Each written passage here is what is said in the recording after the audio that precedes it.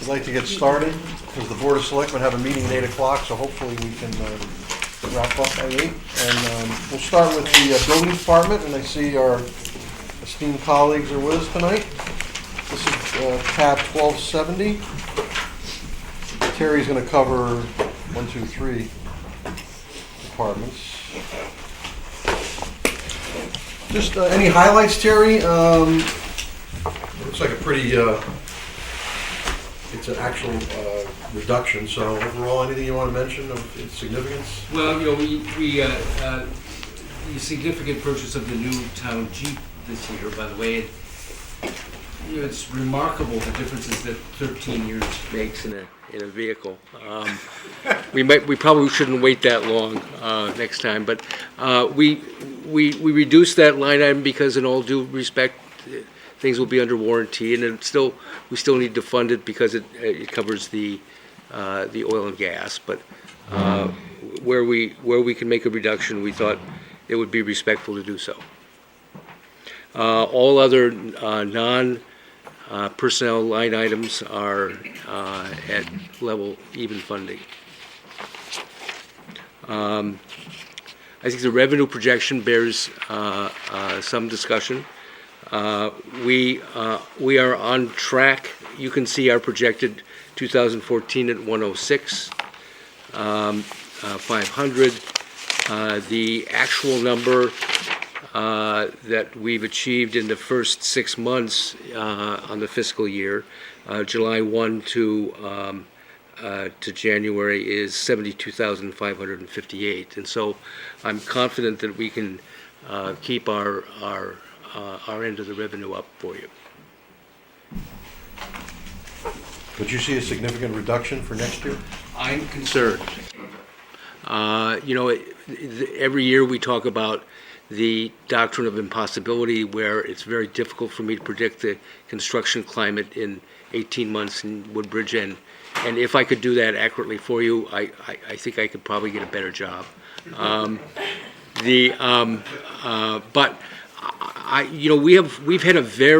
we traditionally have a more vigorous starts in housing in the fall, and we haven't had that this fall.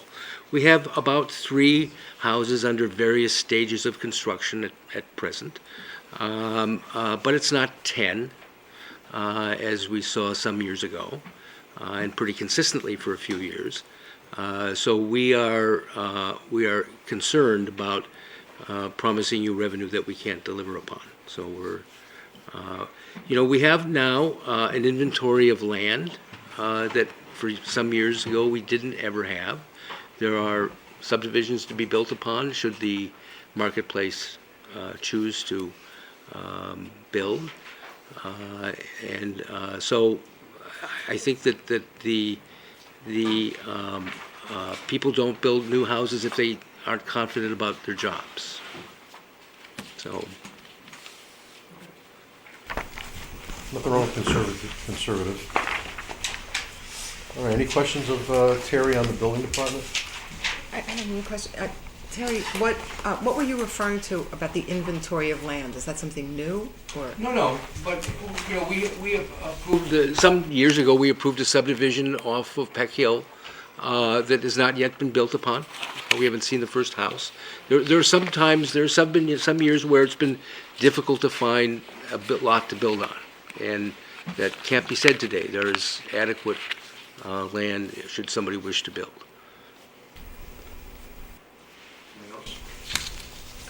Okay, let's move on to 1180, which is TPZ, Planning and Zoning.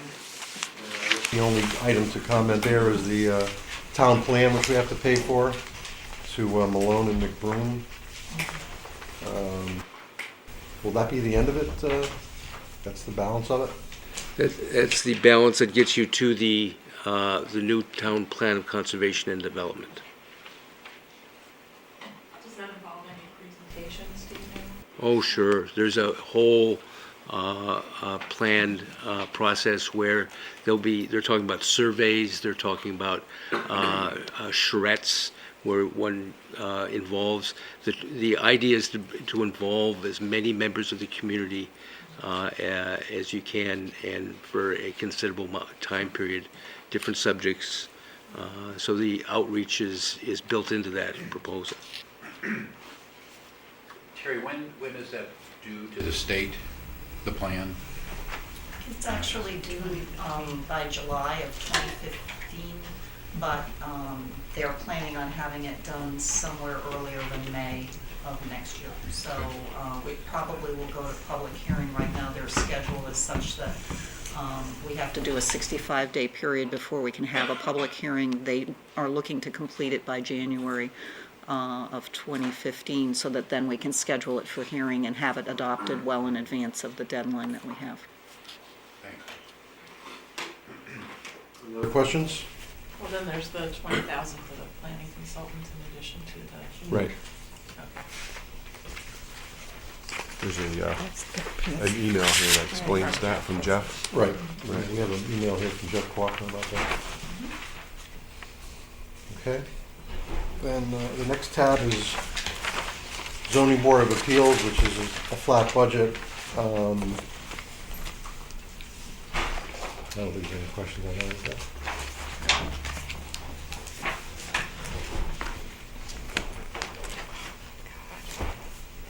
Okay. All right. And thank you. What? 1630, Oh, 1630? Oh, yeah. I did. inland wetlands. Yeah, Yep. 1630. Which is also pretty much a flat budget. Non-personnel items, it's no increase.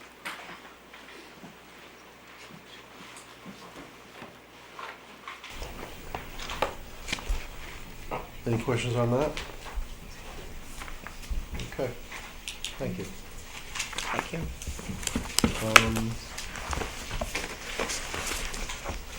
All set? Thank you. Thank you very much. Thank you.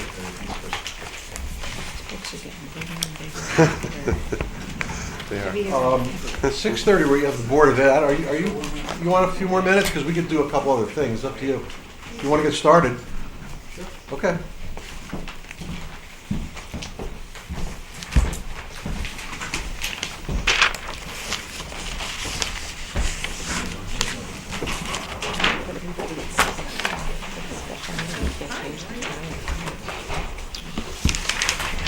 It didn't say after, it didn't say immediately following. Oh, you, sir?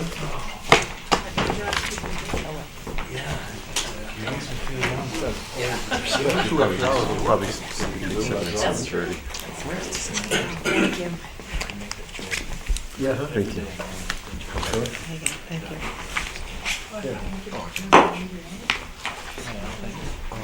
Thank you very much, Al.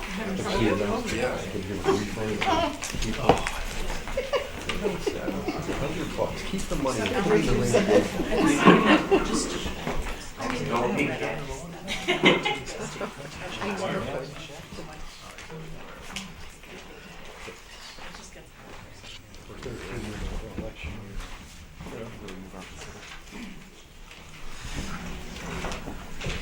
had a good evening in here, huh?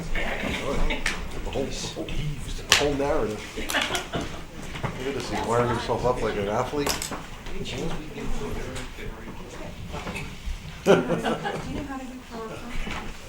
Yes. I have to have somebody sort of in the house just in case, but yes. Yes. You know, be okay if a husband or somebody, you know, that has a brain.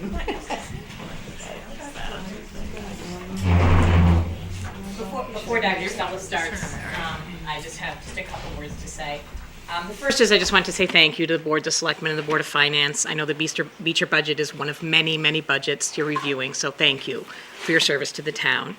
I also wanted to say that there's no surprises tonight. I think you know what's coming. It's a very transparent relationship between the boards in town, which is a great relationship, so, you know, no spoiler alerts, although Dr. Stella did say don't open it, so I don't know what's inside.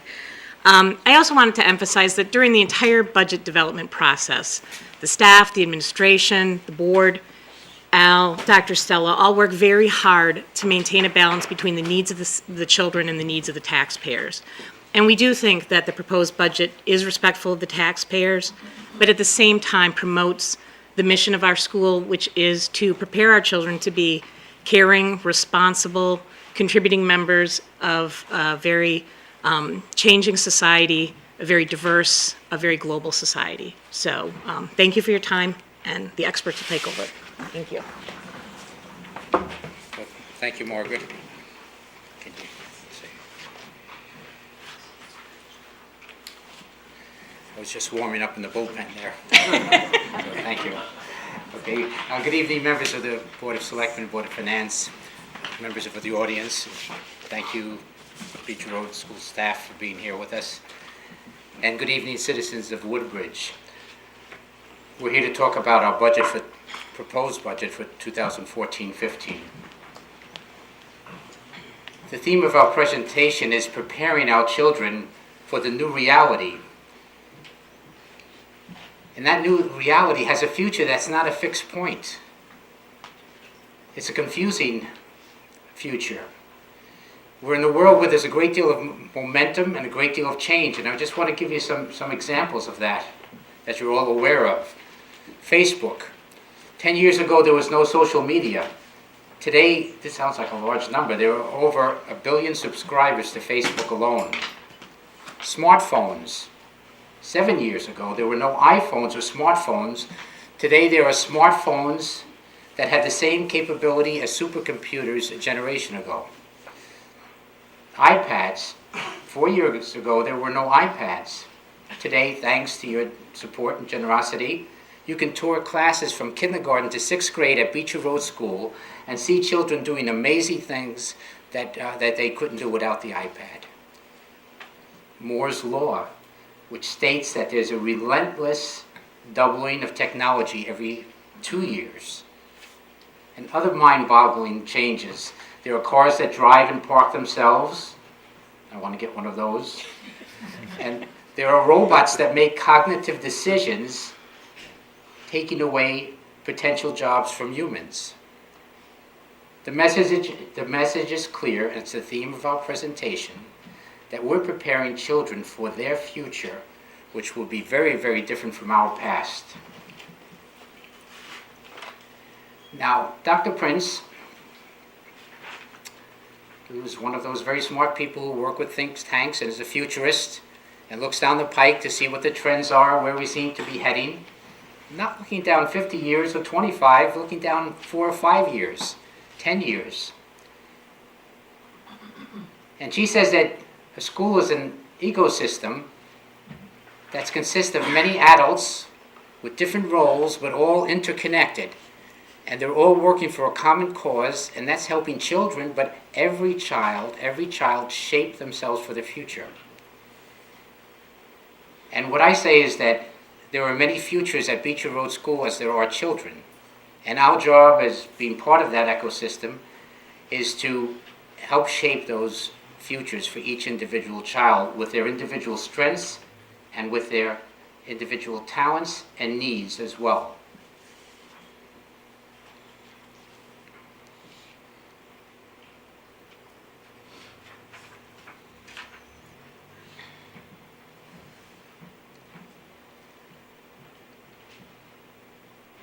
Dr. Prince says that the explosion of innovation is unbundling school as we knew it. Now, what does that mean to me? It means that how we organize and approach schooling is different from when I went to school, and perhaps from when all or most of you went to school. Today we are moving more and more towards personal learning. As a student in elementary school, I was in the class with the teacher up front. It's much different today. We're moving more and more towards differential instruction, small group instruction and individual instruction. We're moving towards identifying learning pathways of children and taking them from wherever they are, maybe the most advanced levels or not, and moving them further. And we're preparing students for an environment where space and time don't matter that much. My daughter is an example. She works for a corporation, many people in Woodbridge do. But it's a paradox. she does work nationally and internationally without leaving her house. Occasional business trip. But it's not important that her boss works out of Chicago and his boss works out of Texas, and members of teams that they work with are from different parts of the country and different parts of the world, different continents. The famous saying, the world is flat for her, and the world is going to be flatter for our children as they grow. So what is this budget about? It's about investing in tomorrow for our children and for Woodbridge.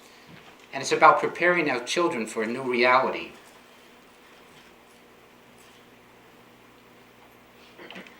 Thank you for the opportunity to present the Woodbridge Board of Education adopted and proposed budget. And as Margaret said, it's built on our mantra. We want always and always to bring a higher quality education to our children in our town, and at the same time being very, very respectful to our taxpayers. We're all part of the same town. We're an ecosystem into ourselves. We have a mission. We have a clear vision that drives that mission.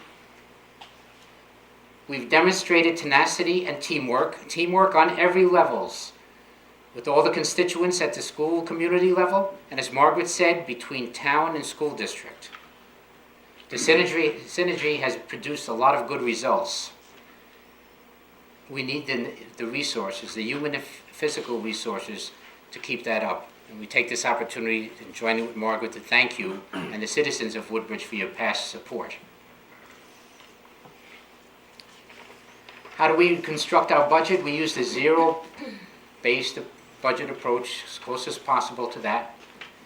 Yes, we have a strategic plan. Teachers, department heads, administrators submit their requests. The key criteria is that requests have to be aligned with the mission and with the plan. Everyone has to defend their request. The requests are reviewed by administrators, business manager, and again, they help to separate and promote the dialogue of what's valuable, what's necessary, and what's nice to have. And we focus like a laser. We focus on what's valuable and what's necessary. The final review is by me, and that's a collective, by myself personally, collective. But then we scrub and scrub more at that level, because again, we have to remember our mantra. We scrubbed every account, nearly 300. Some accounts you'll see have gone up, and those accounts are the ones that we get more bang for our dollar and will move our mission along. But of that 300, over half have no increases or went down.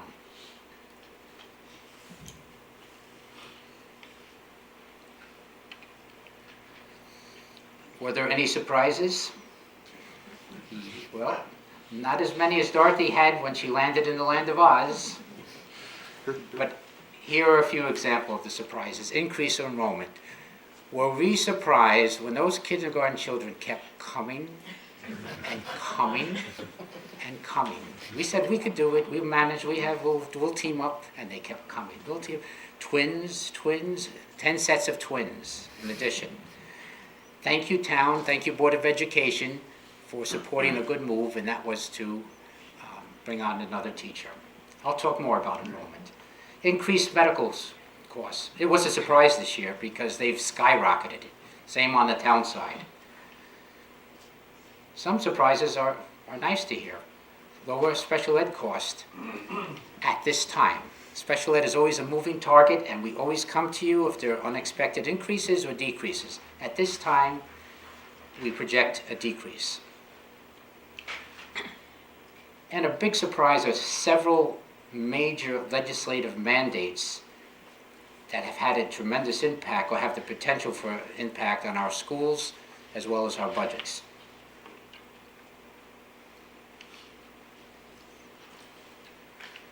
Okay, let's take a look at enrollment. Now, any good organization in planning looks ahead. 5-year period is a good time to do it. And of course, you make your best projections based on the data. we participated in that, but also we had a very, very renowned demographer work with us. And of course, he always identifies that there are variables as you look ahead, but he has a pretty good reputation. And he said, okay, take a look. Looking at all the data. And the theme over these past years, or the talk, has been a diminishing population, a decreasing population at Beecher Road School. So we really haven't added staff. In fact, I believe we've taken away staff along the way based on the assumption that we have to adjust. And we promised the town that we would work with numbers and make our decisions about staffing on numbers. So it was for 665. Let me show you what really happened.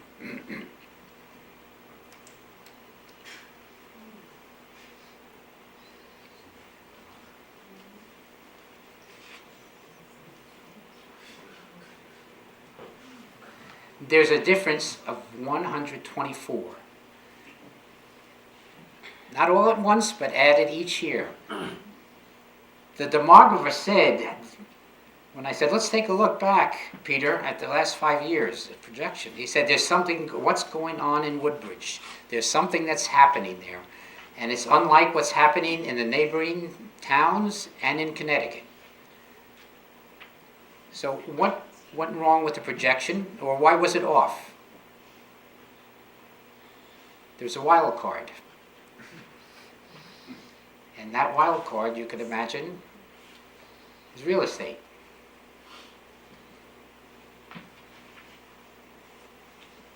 There are lots of houses up for sale. We've checked with, besides the demographer, we're learning now to check with our real estate agents. And one friend said in December, he said, Guy, there are 25 closings coming up in the next few weeks. That's unusual for the winter. And then last week, another one told me there are 45 to 50 active sales going on now. Now, when the houses are sold, families move in. Lots of those families have children. The variable, and that's why we're not firing the demographer, is we don't know what grades or whether or not they're going to elementary school, high school, middle school, college, whether they're waiting to go to school. Last year we had a lot of families moving in with children for kindergarten. Next year might be a lot of families with children for third grade or another grade.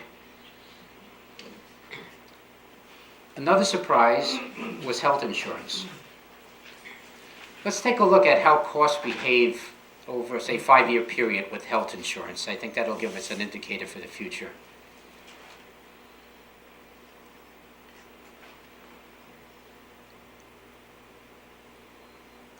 Okay, we see from 2009 up to 2009-10, it spiked and then it started to go down, but that was through, it wasn't an accident, it was good fiscal management with that one. We were able to work out something as far as our insurance plans to be cost effective and bring us, with our retirees, good benefits for them, but savings for the citizens, not only for that year, but for the years to come. And if you look again, it spiked up there, 11 to 12. Our teachers, our administrators care a lot about the town, and through really good collaboration, we worked out something with our contract negotiations that kept good benefits for our teachers and our administrators, for all of us, but at the same time saved money for the taxpayers. That was a conscious effort on their part to work collaboratively with the town. And all those, you see that spike, all of a sudden, our percentage has jumped from 5% to 10%. It would have been even much higher if we didn't have the collaboration of our union people with this here. Now, we've made this projection on our best numbers that we have. We met with the insurance agent, with the town side too, looking at it. Those numbers may increase in the coming months. If they do, we'll work through our finance committee in the town and let you know. And if they go down, we'll come back and let you know too. We had a surprise with special education. You know, there's an act, federal law, IDEA, Individuals with Disabilities Education Act. All children have to be educated in the least restrictive environment. That means they're in neighborhood school, even special ed children or children with disabilities. And our school does a wonderful job of educating so many children with all different types of disabilities in our neighboring school, Beecher Road School. And in those situations where we can't meet the needs of that child, then we look for an environment outside the school that can. And that means tuition cost and transportation cost. So here's an idea of how the cost behaves. There's 08, 09, went up to 350. Then, here we go. Oops, shot up that year over 400,000. Went down, really shot up. And here's where we are now. So that's our projection as of now, and again, if there's any change, we'll come back to you with that.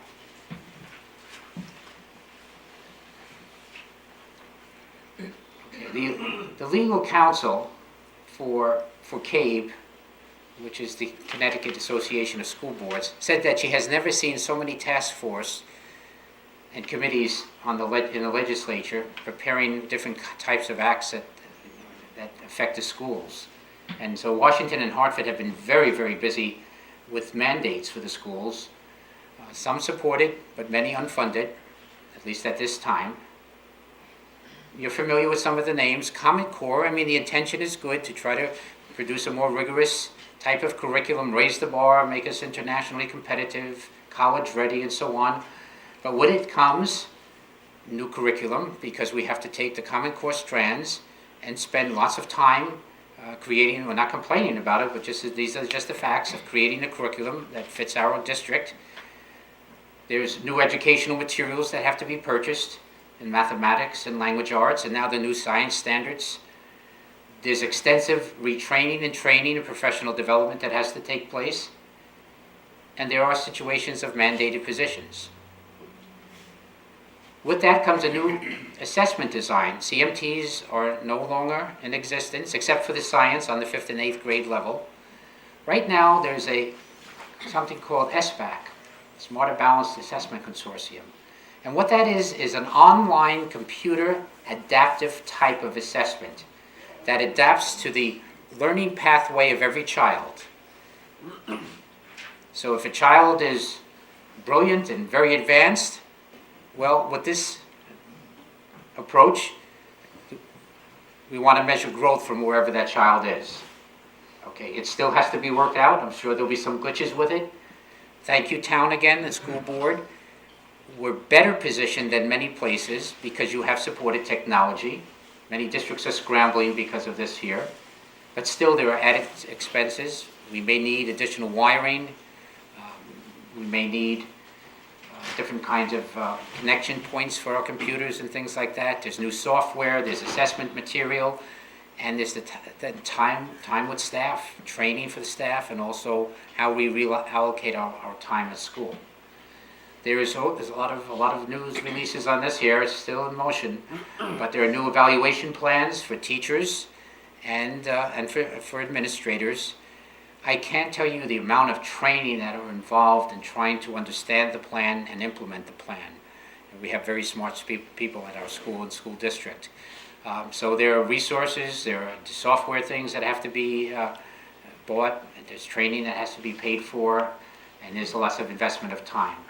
And there's a new accountability system and I'll talk more about it, where every school in the state with a complicated formula will be categorized and measured as far as student progress over time.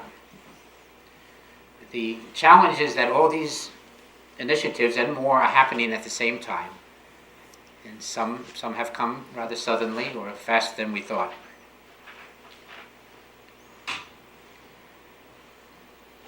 Let's take a look at the dollars. Here it is, bottom line, we're asking for $13.1 million. It's an increase of 2.91 over last year. We started, I told you the zero-based process, we started at 6%. We went down to 4.5. We really squeezed it and got it down as we thought it was as far as we could to 3.7. The belt was tight.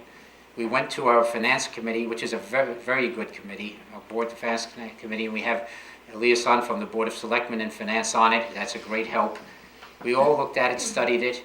Yes, the budget supported a good quality education, but the decision was to go lower. And we went back and once again, we scrubbed the counts, and we brought it down to 2.9.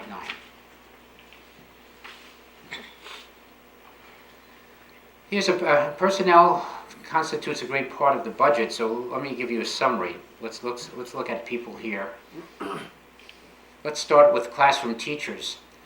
In 2012-13, we had 39 teachers, and our actual this year is 40, but remember that's the kindergarten teacher that's added. Our proposed budget, now remember we have to make up for those 124 children that are added on, plus the pattern of children coming in and our new projections. So we propose 2 new teachers, 2 new teaching positions, so that's 2 more, but follow me as we go along. Now, working with the board and with the town communicating too, this year we had to create, even after the budget was passed, an interventionist out of classroom position because of a mandate and other contractual things. That was a 1-year position that ends in June. We did not come to the town for the money. We found it within our own budget. But that position will be eliminated and will contribute towards those 2 additional teachers. So what we're asking in the budget is for one teaching position. We knew to get down to 2.9, you have to really, with the mandates that we have, with the higher insurance, and with the new position, we had to look for other places. We eliminated 1 teaching assistant position. It was difficult, but we knew it was important to do.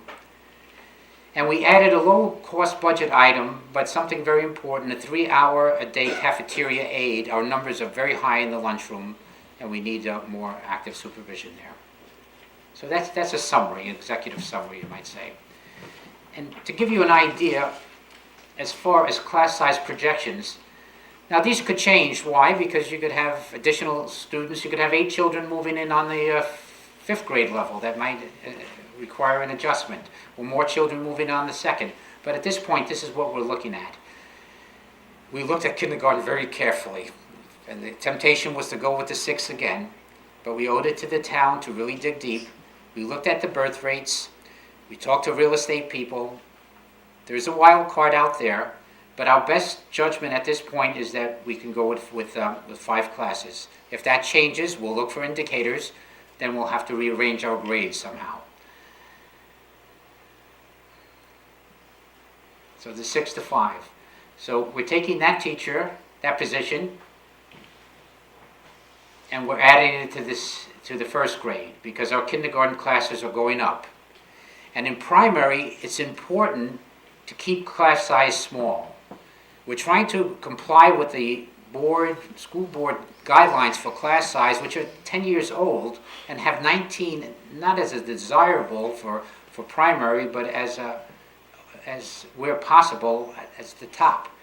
Now, that's not the lowest in the state or the area here, but at least it's within reason. So 1st grade, we're trying to keep it even below the 19 because children are going from a situation where there are 2 teachers to 1. They're put into a very intensive, comprehensive literacy program and so on. We're moving towards differentiation. We're moving towards personal learning.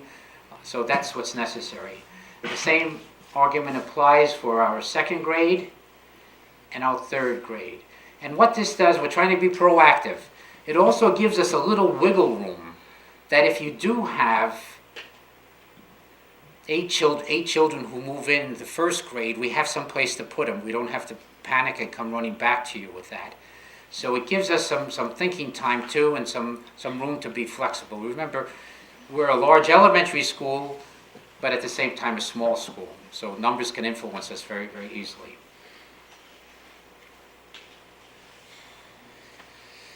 Now, a good question was raised by someone here. I'm not going to tell you who it was. We're going to try to answer it. How much staff did we have when we had about the same enrollment? So we went through the archives and we found the year 2006, 2007, where it was about this. Let me go back here. It was about the same number. And if you remember, 2006, 2007 was my first full year in Woodbridge as a superintendent. But I had come 6 months before, in January 2006. I guess I came at the time where things were being put into order or whatever. I don't know. It was a tough time because that was the year that we had a below zero budget. And we really had to trim the staff. To get to the below zero or zero, we had to trim the staff and eliminate a number of positions. It hurt. But so the staffing for 06, 07 is a trim, slim positions. And here are the numbers and the comparisons.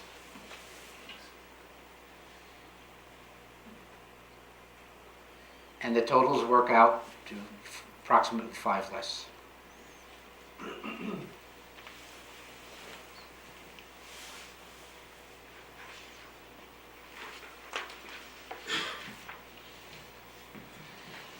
Since staff constitutes quite a bit of our budget, let's talk about staff. What can we say about our staff? 73.5 certified educators. 92% have master's degree or more. 29% have degrees beyond the master's, including PhDs. 73%, nearly 3/4 of the certified staff have 10 or more years experience. Nearly 50% have 15 or more years experience. So we could say our staff is highly educated, just like the citizens of Woodbridge, very experienced, highly qualified, and very dedicated. And we have gotten dividends from that, and I'll show you that as we go along. Let's start right now, in fact. CMT, the last test we took was in spring. No more CMTs, but here are the results. 413 children tested in math. You know the categories, we've gone over them before. Below basic to advanced. Advanced is exceptional. Look at 6th grade. We always look at our exit grade. Over 60% of our 6th grade left at advanced levels. Okay, let's go, but we look at every child. Below basic, basic. 11 children. 11 children too many. We know who they are. We know what they need.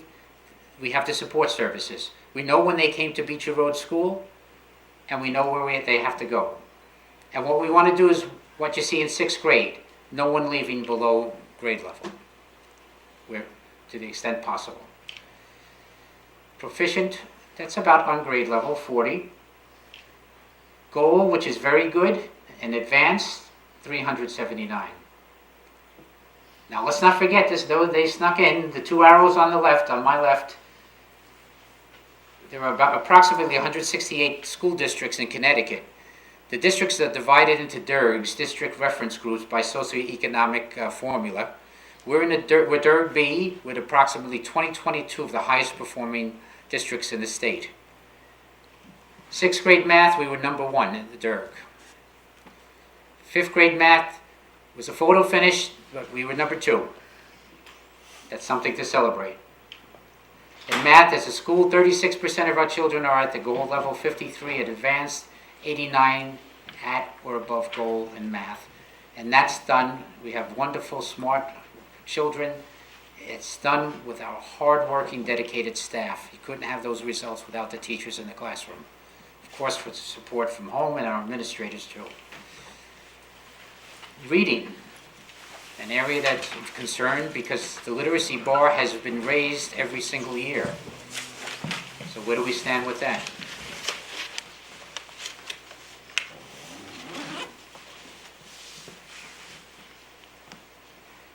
Okay, you'll notice once again 6th grade, nearly 50% leaving at advanced levels.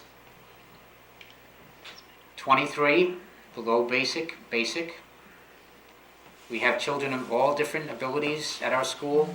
Children enter the school at all different grade levels. Some come with really advanced backgrounds. Some come with need for help. 39 are proficient. And there's goal and above. Now you know what a Grand Slam home run is, right? So look at the left. First in our DERG in 4th grade reading. First in the DERG in 5th. And second and 6th. I don't remember if that was a photo finish or not. 46% of our children are reading at gold level, 40% at advanced, 86 at or above gold. Writing, one of the highest forms of thinking. And writing is that when I used to write paragraphs in school, here the children have to deal with multiple genres, different sophisticated types of editing and so on. So let's take a look.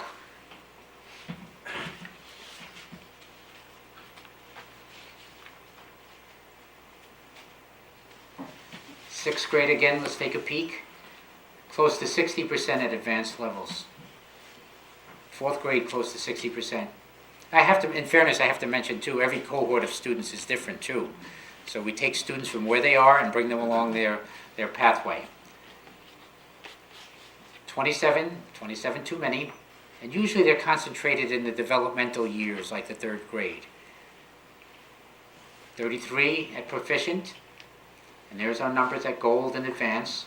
Oh, look at the left again. Fourth grade, number 1 in the DERG, number 1 in the 5th grade also. We have gotten calls from many districts, again, just like the demographer, saying, what's going on there? What are you doing? So it's a pleasure to get those kinds of calls. In writing, 37% of our children are at the goal, 49 at the advanced level, 86 of our children are at or above goal in writing. Science, a very important area in preparing for the future. Science is tested on the 5th and the 8th grade levels. 1 too many on basic. 8 on proficient. Look at the number at advanced, over 50%. Number 1 in the DERG, out of the 168 districts, number 5 in the state. It is a cause for celebration. And again, we're thankful to our teachers who work so hard in our classrooms as a team. That means the classroom teachers, our support staff, our administrators, the support from our parents, and the support from our town. The money invested in the school is paying off, and you can see by the results. 91% at or above goal in science. Okay, back to the budget. Let me walk you through this executive summary. Let's talk about salaries first. And we go to certified staff. Okay, there's an increase of 2.2%. Now what does that constitute? Included in that is the 1 new teacher that we're asking for, the K position that we brought into our budget last year. It reflects the general wage increase and step movement from the 2nd year of the negotiated teacher contract. And it's a placeholder for an anticipated buyout for retirement. So 2.2 with all of that added into it. Administrative teacher assistants, 2.3, and our legal counsel tells us that's a very favorable increase compared with the rates around the states. Now, another person in this room, again, I won't say who it is, said, what about that 7%? You better explain that 7%, that 9%, 8%, that seems like a big increase. Well, it's skewed because the 7% for secretaries is one position which a mediator pointed out that the salary was so far behind where it should be that we had to make a one-time adjustment on that. So it looks like a big increase. It wasn't across the board. And the custodial 9.3%, that has to do with our team. We have a fantastic custodial team, but a number of newer people on the team.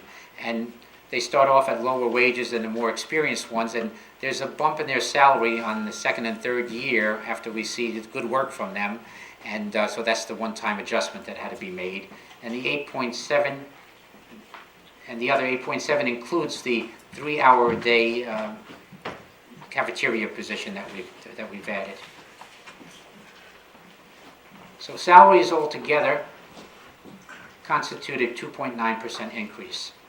60% of budget.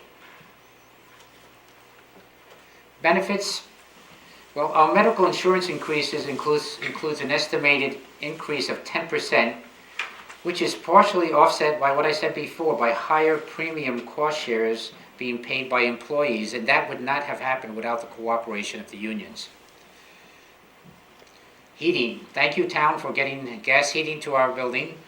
We're starting to see the benefits cost-wise of that happening, and thank you for the boilers. It feels very warm in the boiler room. Doing well. So,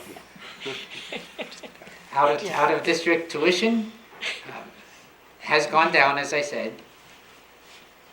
Okay, and purchase services. Purchase services are for things like professional development, and we've had to added expenses with the mandates. It's for legal fees, it's for substitutes, maternity leaves, for our ACES technician, and so on. And supplies. Supplies means everything in the school as far as supplies.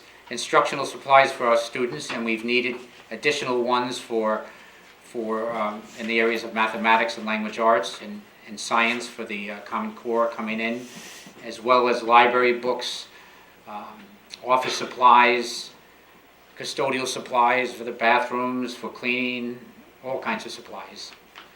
The past years we've gone down in that area, so now there's a little bit of catch-up.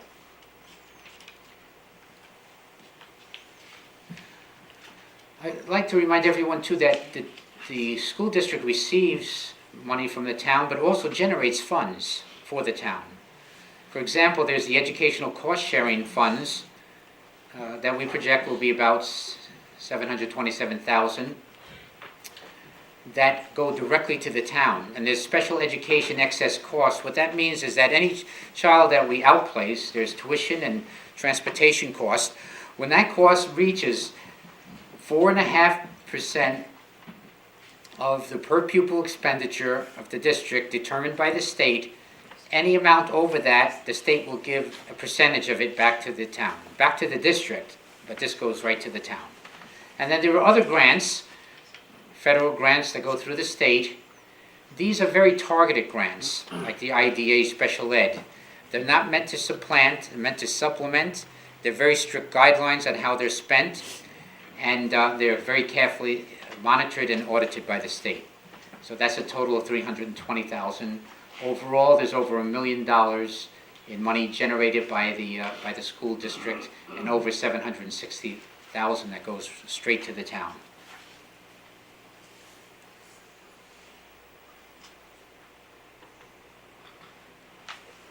Okay, let's look at the famous pie. Nearly 60, it's hard to see that, nearly 60% of the budget goes to salaries, and nearly 20% goes to benefits. That's not surprising because education is a labor-intensive business, and this benefits the children directly because these are the people who work directly with our children and the ones who do the personal learning, the intervention, the differentiation, and things of that sort. Professional technical services, I mentioned before, it's nearly 3%. Utility is 1%.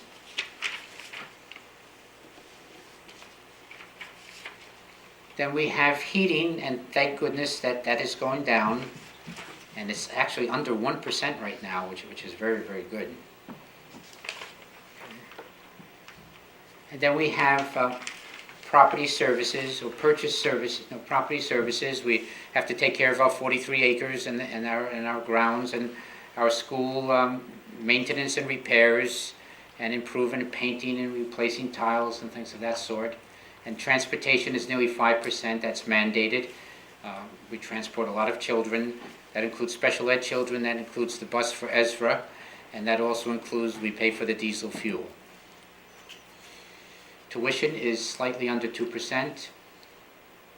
Purchase services is 3.2%. That includes insurances such as workers' comp, general liability, telephone, internet, postage, advertisement, a whole potpourri of things.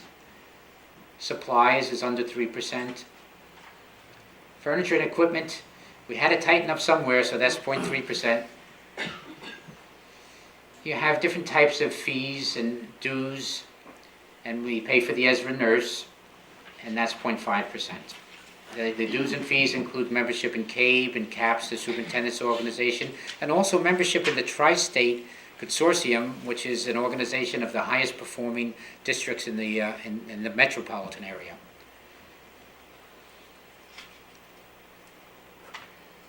This budget supports, what does it support? The district's educational mission, and it supports preparing our children for the new reality. It supports the Beecher Road School class size, board-approved class size guidelines, continued work on working with Common Core curriculum performance assessments, all the mandates, There's a focus on challenging all children, no matter what their level, from the children in need of intensive intervention to those who just aced any kind of test and have to be brought along further. There's embedded professional development, which means as close to the children as possible and focused on impacting on student performance. And what we like to say is Beecher Road School does it all. It goes beyond any standardized test. It looks at the social, emotional, physical wellness of every single child and tries to meet those needs. We're not just creating children to get good jobs. We want them to lead happy, productive lives. We want them to be good local, national, and global citizens, too. And it meets all contractual obligations. What challenges do we face? Increased enrollment, we'll have to watch that. The rapid implementation of state and federal mandates. Now, we can't rest on our laurels. We've had a lot of good indicators of success with student achievement, but Woodbridge demands more and more as far as higher quality education, and that we have to do. And we want to be a higher performing district, but again, as Margaret Hamilton said, we want to be respectful of the taxpayer. We're the same town, and we have to watch out for the taxpayer. We want to meet the needs of all students, and we want to prepare children for their future, not our past, the new reality. We made a promise, we kept a promise. We said we would be respectful to the taxpayer. Here's some proof. Last year, we were in a position to come in low. We came in at under 1%. We went back to the town later in the year and said, you know what, there's a cost saving that we figured out. We could come in with a 0, if that's okay with you. And the town said, sure. Okay. This year, because of the make-up time with the positions and also the skyrocketing health and so on, and the mandates, we have to ask for 2.9%. We really have dug deep with that one. There's no fluff in that. And that request increase equates to an average annual increase of less than 1.5% for the past 2 years. Another question: how has your past investment paid off? Well, we went over the CMT results. Those are the only audited, certified, standardized tests. We also have the new accountability plan, where the state came in with a very comprehensive formula, all kinds of benchmarks and things, and it measured growth over time of at least 3 years on every grade level, all the subject areas that are being tested from 3rd grade up. And there's over 1,000 schools. They ranked all schools in Connecticut by putting them into categories, 6 different categories. And I'll explain that a little bit. 13% of the schools fell into the excelling. The excelling means that the schools have met all the benchmarks. They have exceeded them. They've done very, very well. A salute. Progressing means that the schools, that's 28%, have done well in meeting so many of the benchmarks and of the formulaic conditions and requirements, but maybe there was some that they couldn't meet. Transitioning means they're headed in the right direction, but have to work on a number of things. Review means the state is taking a look at them. Focus means the state is using a microscope to look at the districts. And turnaround means the state is a partner with them, hand in hand. Okay, where does Woodbridge fall? You could write it on your paper. Where do you think it falls? Okay, let's see. This is a tough one because remember there are a lot of different conditions to meet for every single child, not even the most advanced. Every child, children with disability, everybody. Excelling school, Beecher Road School was an excelling school, and we're so proud of the fact that Amity High School and Beecher Road School are 2 districts that achieved this in the region. It's a cause for celebration. It's a cause to celebrate our teachers, our administrators, our parents, our school community, our boards of education, selectmen, finance, and the citizens of Woodbridge. This is a team effort. We are a winning team.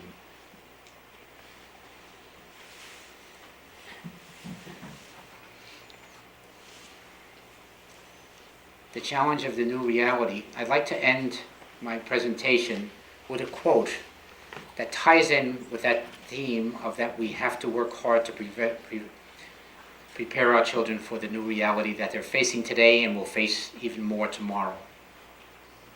To do so, I want to use a quote from one of my favorite writers and editorialists who has the skill of really synthesizing things. I think it's important to read this word by word. Something very, very big happened over the last decade. It is being felt in every job, factory, and school. The world went from connected to hyper-connected. As a result, average is over because employers now have so much easier, cheaper access to above-average software, automation, and cheap genius from abroad. What we're asking you to do is to please pass the budget and be partners, as you have always been in the past, in helping us to prepare our children for a challenging reality. And remember, there are as many futures at Beecher Road School as there are children, and our job is to make sure every child, whatever their gifts, their strengths, and whatever their needs are, to be successful. So we thank you. We thank our Board of Education also. And if you give us a couple of minutes to get settled, we'll be glad to answer any questions that you have.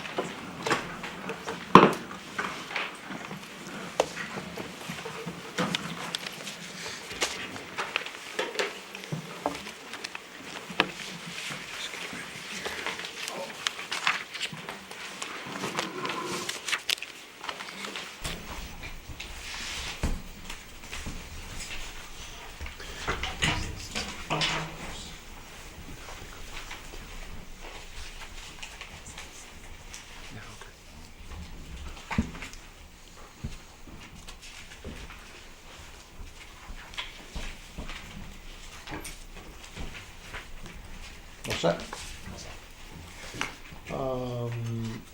Well, once again, your presentation is phenomenal. I don't know if there's any major questions. I don't know that there's anything you didn't cover, but I would just like to say that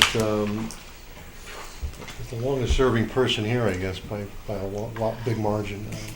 The success of Beecher Road School seems to have come to pass with your hiring.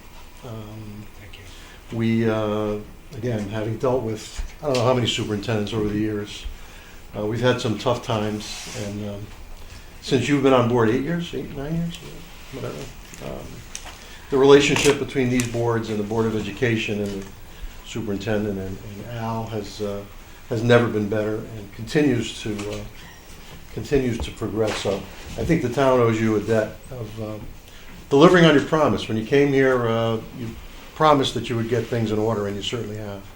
What you showed us tonight and what you've showed us year after year is certainly the proof that that's happened. So I really do think the town owes you a debt of gratitude for all that you've done. Thank you very much. So with that, I'll open it to any questions. I have a question. Yeah, go ahead. You don't have to ask me.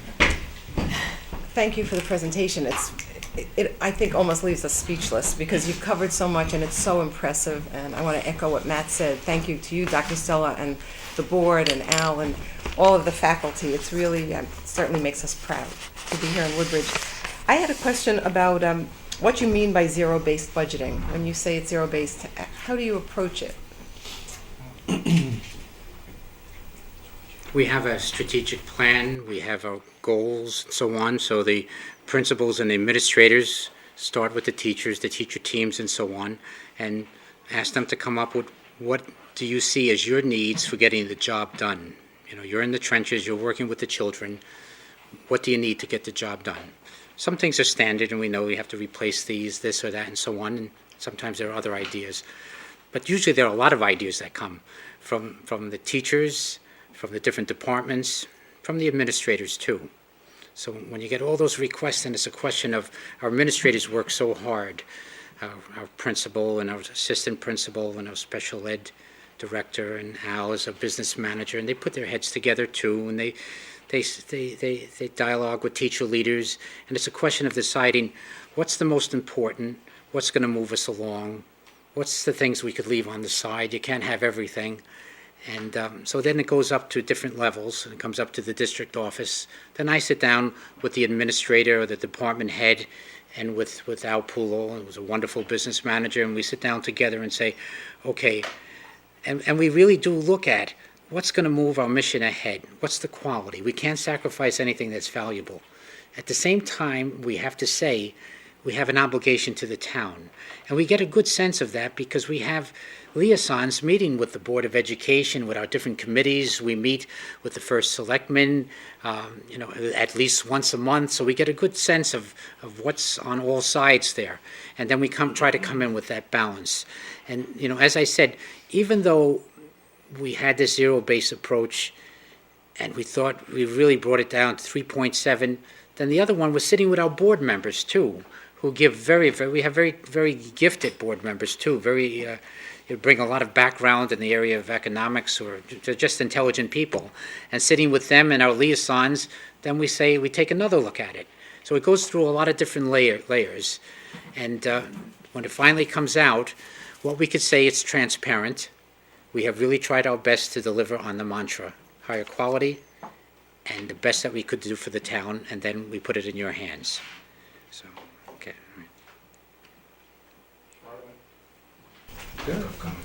First, Dr. Excellent job. And I just wanted to make a comment, something that Ellen had asked about. I happen to love zero-based budgeting, and the fact that you use it, I find fantastic. I think businesses today that are using it find it much more efficient way to try to balance a budget in hard economic times. I did have a question, however, not on the budget so much as the predictions, or projections I should call them, on student enrollment. Obviously, we went over, since 2009, the number was 124, higher than suggested. Also, if you look at year by year, the last 3 years have shot straight up. You are projecting next year to go up even higher. But what I guess my question is, why is it the feeling that it's going to go basically straight back down again, considering there are, I think, something like 80 homes available right now in Woodbridge. There has been a new influx. It is an aged town that is having a little more turnover in recent years. So what is it that you see, or whoever did this projection saw, that makes them think it's going to go straight back down so quickly? Well, collective wisdom wins the day. The demographer has a role, and one role. And the demographer looks through his lens and uses his tools.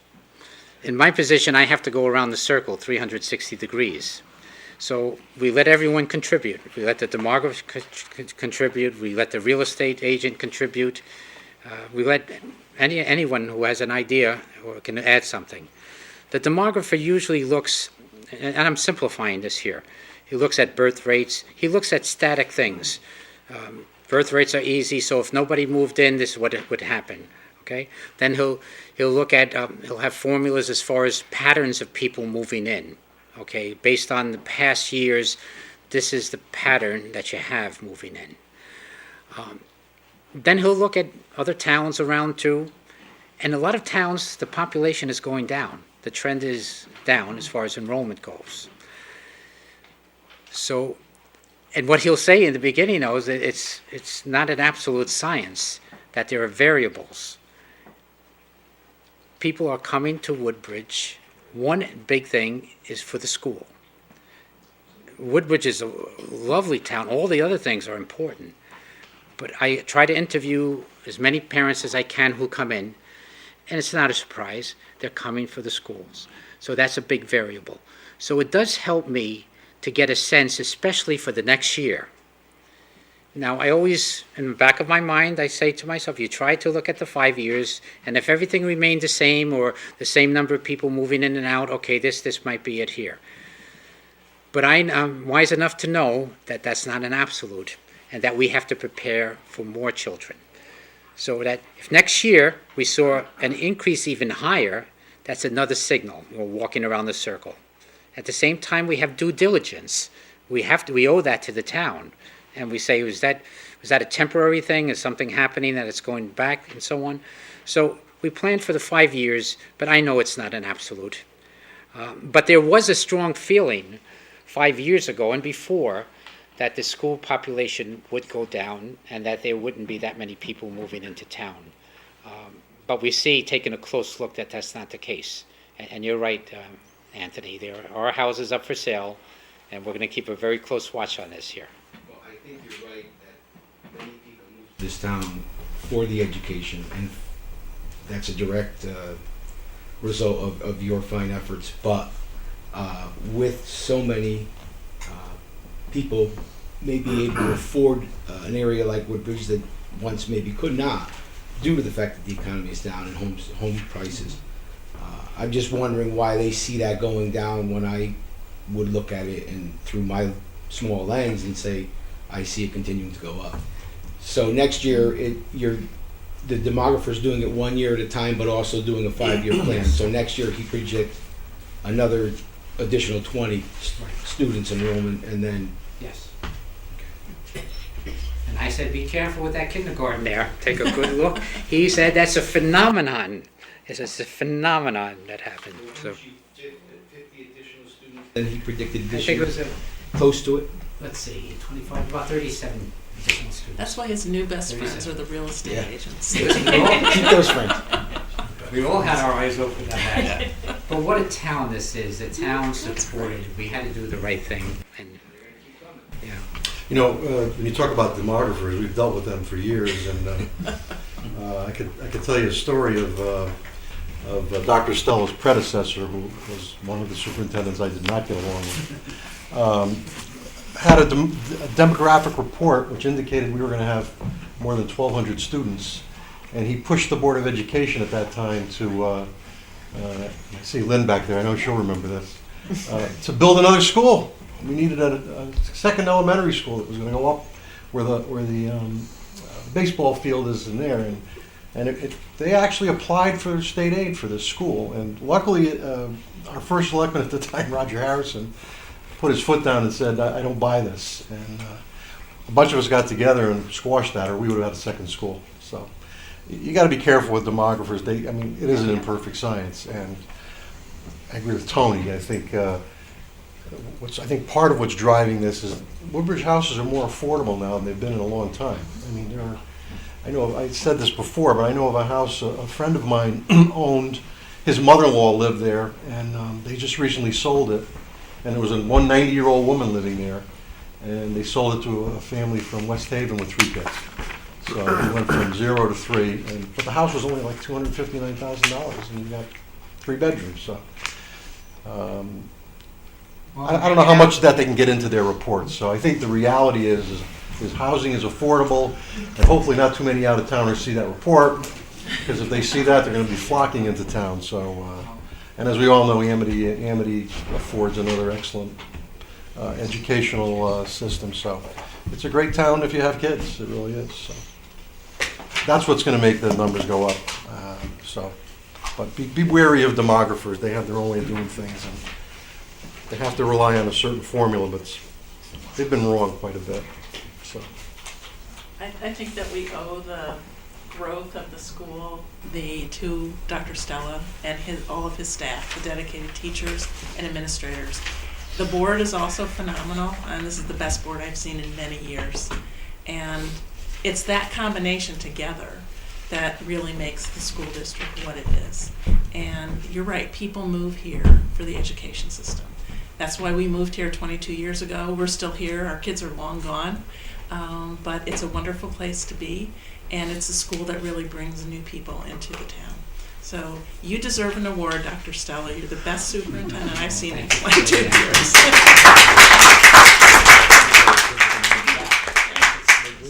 want to join with you in thanking the wonderful teachers and staff at Beecher Road School who work so hard, and our administrators, our administrative team. Al is sitting next to me. We have Gina and Nancy and Sheila also in the audience. I call them overachievers.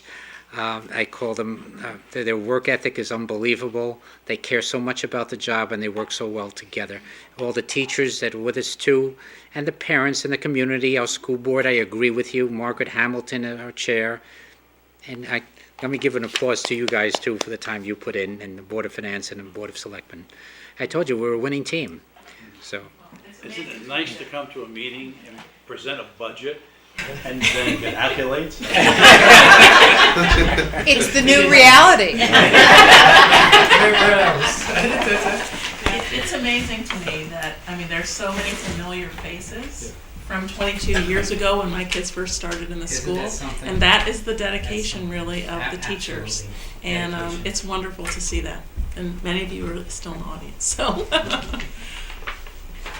Thank you so Thank much you. for this opportunity. Any other questions? Yeah, could I ask a question about surprise number 4?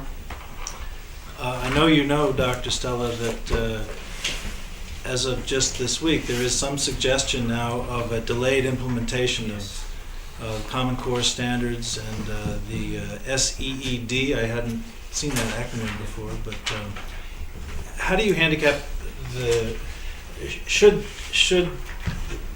there be a delayed implementation of some of these provisions, how do you handicap the chance of that resulting in any significant savings, I guess is what I'm asking. I know we're on TV, so I better measure my words here. What's happened is there are so many initiatives at the same time. And every district is different in Connecticut. At Beecher Road School, we have a philosophy, a vision that has developed over the years. The town has been part of developing that. There's been such a, we thrive on looking at innovation, creativity, the arts, trying to include all the areas, the subject areas, the social emotional development. You have a thinking school. So the movement, so there are a lot of initiatives that are coming very fast. Some of the end is always good. The end in mind is good, but some of the mandates, this is my point of view, are a bit too formulaic, and some of the things are too prescribed. So what we do at the school is what we take is the mandates, and there's always a silver lining in everything, and translate it into our school. If there's a delay, what are the devil is in the details? What's going to be delayed? What isn't? It would be helpful not to have everything at the same time and try to do everything, because that could take us away from our vision of where we're heading. So it's kind of a simplistic answer to a very complicated question with this here, but yeah. Does that answer it? I don't know if it does or not. Well, You could probe deeper if it doesn't. no, it doesn't exactly answer it. I see it as surprise number 4, and I don't see where it is in the budget in terms of the additional materials. You said you would need additional materials in math and language arts, and I don't know if that adds up to anything. I just Well, I could tell you, could give you quick examples. We've moved to a new anchor set in mathematics. That's one thing, and that's connected more with the Common Core and higher order thinking. That's one. The money that we've invested and will invest in technology is another. That's there. The professional development has gone up. Just the administrators, all of us, we spent almost the entire summer attending all different types of workshops and things of that sort. We're going to have more ongoing professional development as we go along with the evaluation plans and so on. So you have that you have assessment, you have new software that has to be purchased, you have assessment materials, instructional materials. So that's part of that goes with any new initiative that comes in. Even with all the support, for example, all the support that the town has given with technology, and again, we're thankful, and it puts us ahead of the curve. but I have the team looking now too. We have to do some rewiring to meet the expectations of the new assessment one, and there's some wireless connections and things that have to be installed and worked on. So, but we're not complaining about any good movement in education. We're just saying that we're just being transparent with you. There are a lot of mandates right now, and they're new, and they're coming at the same time, and these will have implications as we go along. And we'll let you know exactly what they are as we go. If they increase. Okay. Anyone else? Just as long as we're on TV, we should remind everybody that Monday night is the town meeting to discuss the major renovation project at Beecher, which, as I said at the last time we got together, walking through the school on a very cold day with Mr. Genovese, we saw classrooms and libraries and kids with coats on and noisy mechanicals that you couldn't speak over and single pane glass windows and air conditioners with terrible insulation and casework in need of repair. So people in town really need to come and listen to the presentation Monday night so they can make an educated vote on the 11th, which is the following Tuesday. I can state that I completely support it I supported it anyway, but walking through the building that day, it just solidified my position on that. So I would urge people to come out and hear about this and get educated on this so that you can make a vote on the 11th. So, and the boilers are working? Oh, you come see them. I saw them. They weren't working. No, they're working. They're working, and they're producing good heat in the boiler room, right? Anything else? It's going to the classroom. Good. Sure, absolutely. You get nervous about it. Absolutely. And again, what a tribute to you to move so quickly to get those boilers up in the school. That's quite a feat, and quite impressive, and very much appreciated by staff and community. Okay. Thank you very much. Thank you.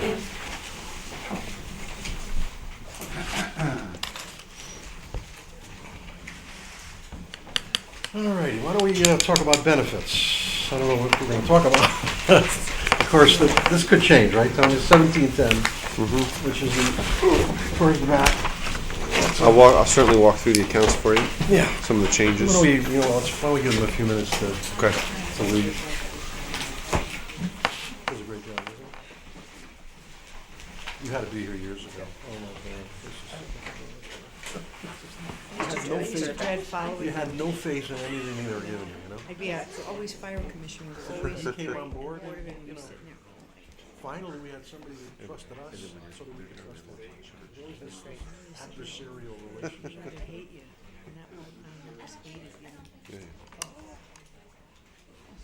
I hear you.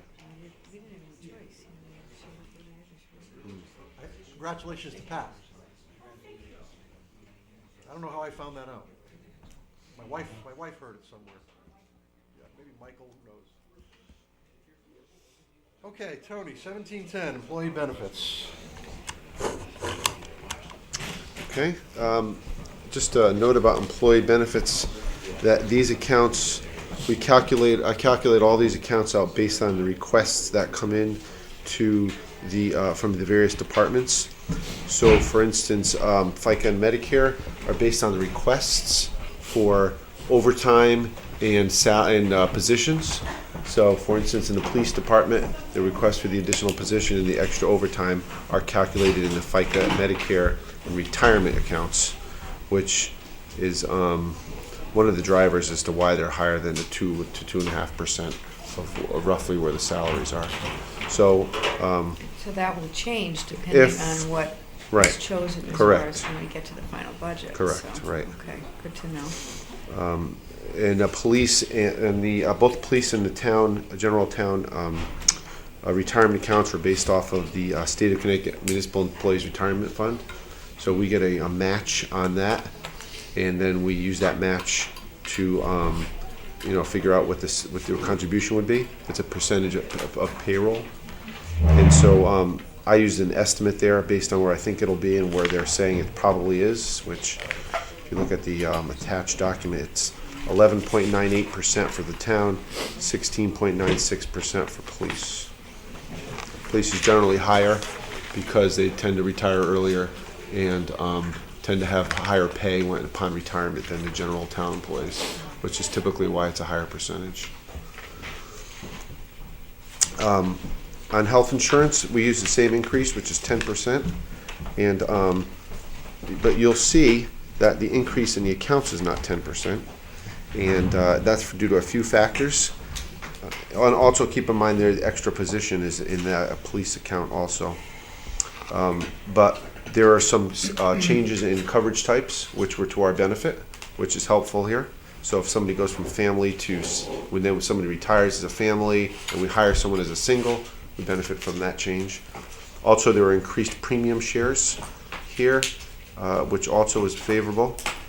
We did have some retirements, and I think there was 2 police retirements, which, as you can see, drove up the retiree line there to 11.32%.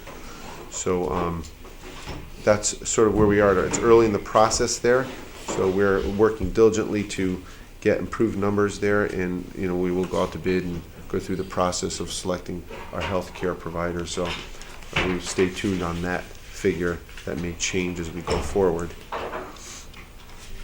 There is the OPEB contribution, which is our retirement or contribution to our other post-employment benefits account. And the idea for the OPEB account is to eventually get the OPEB fund where it funds retirees with interest earnings. And so it sort of works as like a pension would work, where you would have all your retiree health care costs funded through your investments, as the investment committee reviews it quarterly. So we're about 60% or so of the way there. If you combine our cash, our health insurance retirees, which is the $590, plus the OPEB fund contribution, we're about $400,000. We're about 63% of the way in fully funding that liability. So another way to handle that is, of course, to change the retiree health care benefits, which then also changes that liability downward if you reduce benefits or increase premium shares. So there's more than one way to handle that, which is typically done in negotiations, which is next year. For new employees. It could be for new employees or the ones that have retired already you can't change, but for existing employees or new employees. And clearly, and clearly the trend is to change that. Correct. That's been the trend The days around of the state. retiring with full benefits Right. are a thing of the past, Right. so it's about time I think that Woodbridge gets on board. Yeah, it's changing around the state, and so I would anticipate we would be part of that process. So Tony, how many years has it taken us to get us to the 62%? Depends on how aggressively you want to fund it. No, but when we started putting money away. Oh, okay. So for we've started OPEB, putting right. money. I'd say About 5 years? 5 years. Yeah. 5 years, Yeah. So that's great. Yeah. That's really And there fabulous. are many towns that have nothing. A lot of towns have Exactly. nothing, right? Exactly. Nothing. And there's some, I think I heard Bridgeport is billions. Right. And they put nothing aside. Nothing. I know Amity put some money aside also for this, right? Amity also puts money aside. So it's just, the idea is to stabilize a cost that could get out of control. Correct. Okay. Contribution. Life insurance is pretty self-explanatory. Unemployment compensation is based directly on our experience. We do not pay into a pool. Rather, we pay based on people who are unemployed. Either from here, it's mostly seasonal employees. They can collect unemployment if they're seasonal and they're only on board with us, say 8 months a year, or 5 months a year, and 6 months a year. They could collect unemployment. Or if it's somebody who's formerly employed by us and they're laid off somewhere else, there's a formula that we have to pay into from previous employers. So that's what that's for. And then workers' compensation is another item that we'll go out to bid on, and we typically do that probably around March. So that's another item the Board of Finance will probably be reviewing when they review the budget. And the last line was for heart and hypertension benefits, which were fully paid this year. Okay, any questions on this? This is an ever change, this is always gonna change by the end. Right, this usually By the time changes, we talk. most rapidly will change by the time the selectmen see it. and then again Hopefully by to the time- good. Right, hopefully. Usually is. I have a question for you. Sure. Do we have employees who are eligible for Medicare but are allowed to stay in the town plan? And if we do, is it a small number, large number? Does it? For Medicare, for healthcare, you mean? For the healthcare. So it'd be people 65 and over. Yeah, if they're on the Are town they plan. allowed- Does the town allow them to stay on the town Yeah, plan they're rather on the than? town plan. And is that a small, very small number? Or is it? Yeah, very tiny, very small number, not too many, just a handful. And then something we had made mention last time we met a few nights ago was when was the last time bids were looked at for health plans?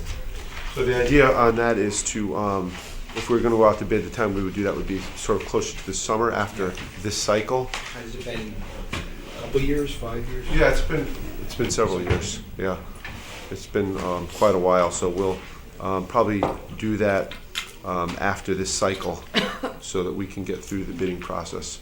And then, to me, that makes the most sense, not halfway through, which is where we are right now, yeah. But that doesn't preclude our current people from Not at all. shopping the best plans, if you know what I mean. In other words, Yeah, whatever they serve, whatever plans they can look at and determine for themselves. as far as to the try to help us. consultant goes, Sure. we can put that out to bid. What I'm saying that There's two phases to it. It's a consultant, and then there's the bidding for the actual insurance. Right, so we do We bid put the that out to insurance bid. every year. Yeah, right. It's the consultant who bids the insurance for us would be the part that we would put out to bid. Is that clear? Right. Okay. So yeah, right, okay. So, any other questions on benefits? Get them down. That's not a question. Okay. Okay. You got anything on revenue? I do. How we doing our grand list? Have we got that yet? I have a Tentative? tentative estimate for you, yeah. I'm sure it didn't grow much.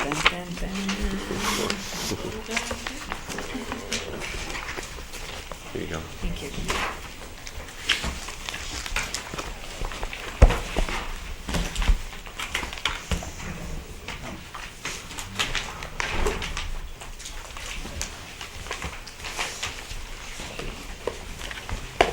So I'll walk you through these documents. The top document is, if you're familiar with that page, that's the one I handed out at the beginning of the process. The only change here is the grand list, which you'll see is 0.41% increase from the previous year. So that means that the variance mill rate increased from the prior year 6.24% as opposed to 6.71% or thereabouts. So it's a little difference. Half a It's percent. okay, but it's okay. So the next page breaks out the grand list for you, and I wanted to just sort of run through that.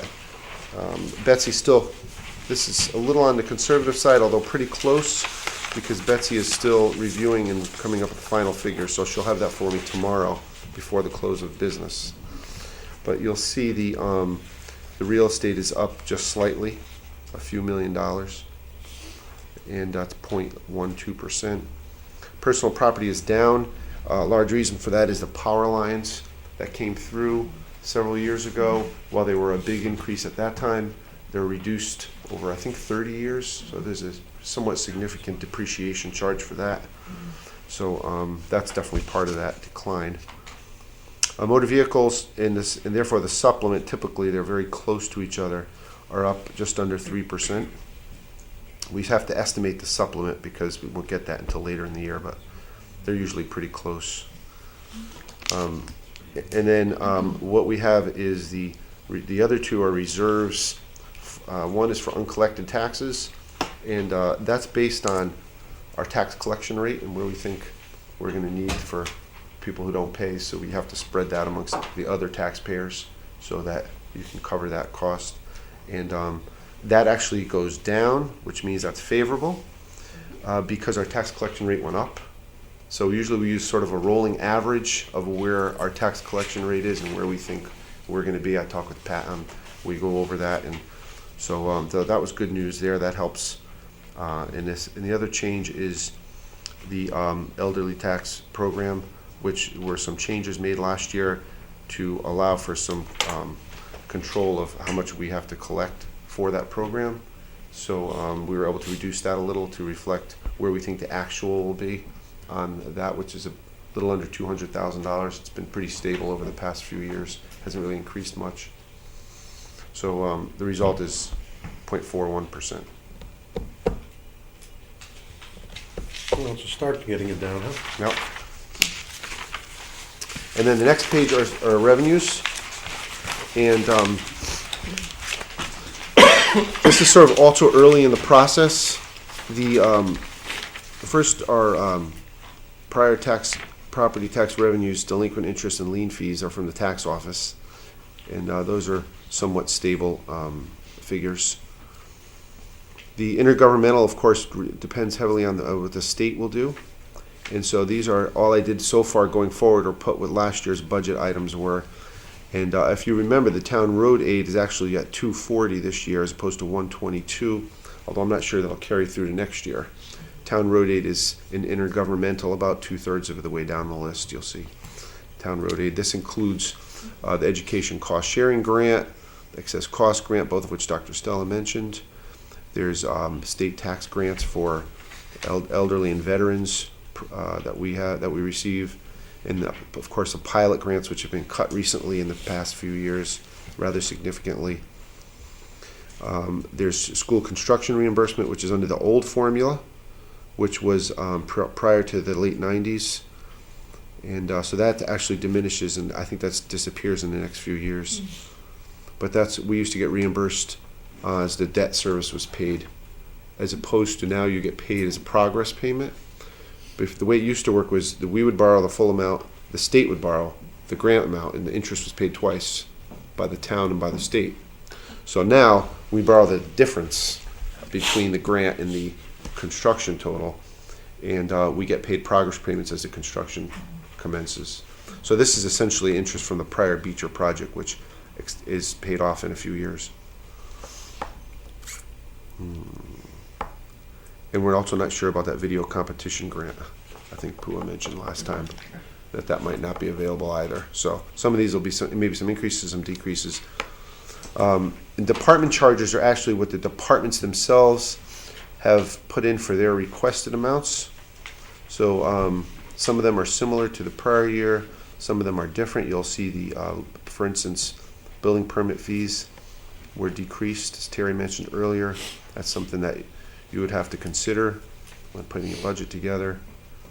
Recreation fees were increased slightly when John made his presentation. And of course, the big change here, the Country Club of Woodbridge fees no longer will be collected. So those were the golf fees that were budgeted for last year. Down in, there's interest income, which is the next category, which I kept the same for now. Just sort of want to wait and see where our rates wind up. And other revenues include we have a sort of miscellaneous revenue account, which is where we put things that we don't anticipate. There's a anticipated gifts, which is the Darling House payment by the Historical Society. There's Amity surplus funds in this account, which is at $118,000 for next year's budget. We received that money from Amity, and it's been the practice over the past several years to use that to offset taxes in the future year. So I just assumed you wanted to keep that same practice, and therefore I put that in there for you.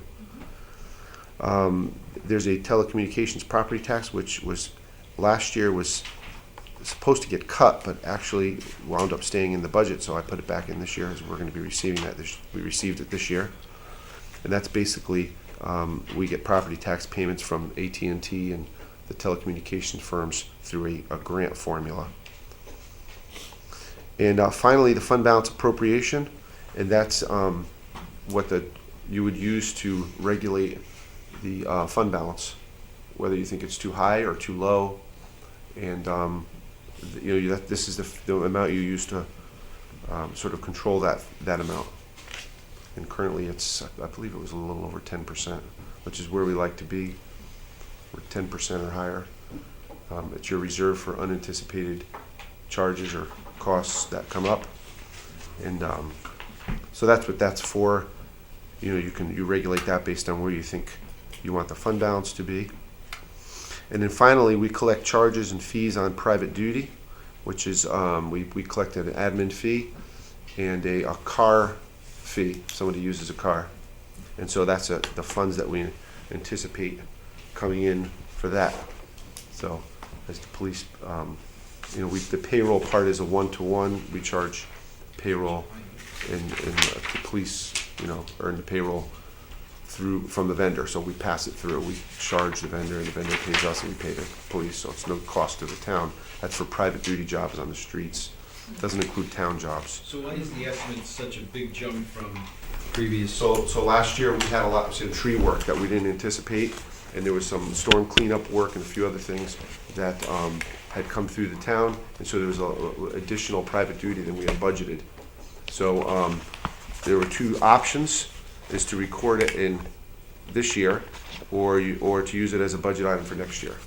So, you know, we could certainly record it this year, and then you would collect an extra $60,000, or you can use it next year to offset the budget, which is what I chose to do. So this is basically from the work that was done from the storm. Right, storm, and there was some tree work. You're not necessarily seeing more of this. Well, that depends. It actually depends, and this could change also depending on the UI tree program. I'm not sure what they're going to be doing or how much tree work they're going to be doing.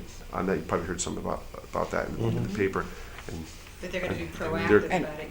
Well, now they're reducing. Right. proaction. So I don't know where that's going, Proaction's but become that a- could change this figure if there's more private duty. Before they got to us, they're reducing.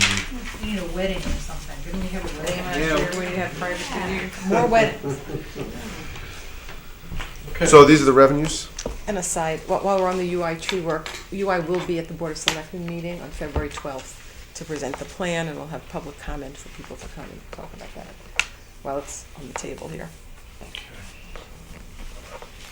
Any other questions for Tony?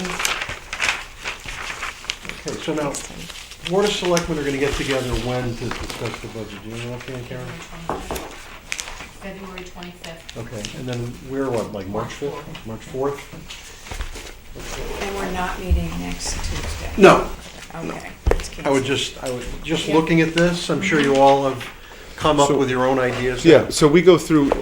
We'll go through each account, and similar to what Dr. Stella said, we look at every account, every item in every account, and we do a thorough review of all of the requests. I like this word of scrubbing. Yeah. It's an interesting verb. I won't use his word, but we do a similar type of process where we'll look at every single line item to make sure that the monies are justified. And just because someone received something the prior year doesn't necessarily mean they'll get it this year. I mean, we look and see what the expenses were, what the history is. There's a history here in your book that shows you 3-4 years of history of each account. And so we use that to determine where we think the budgets will be. So just to let you know, that's what we'll do the next few weeks. We've been started that process already. So by the 25th, we'll have, you know, a more definitive idea of where the budget will be. Because I think our target should certainly be under 3%. So I don't know how we're going to get there, but certainly capital is the first thing you got to look at. So under 3% is, I think it's a little over $1.5 million.